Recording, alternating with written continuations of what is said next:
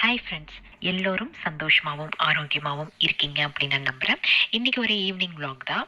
Evening அப்படின்னா ஒரு 4 மணிலேருந்து இப்போ பேசிகிட்டு இருக்காங்க பாருங்கள். அவங்க வந்து home season with love channel Abhi.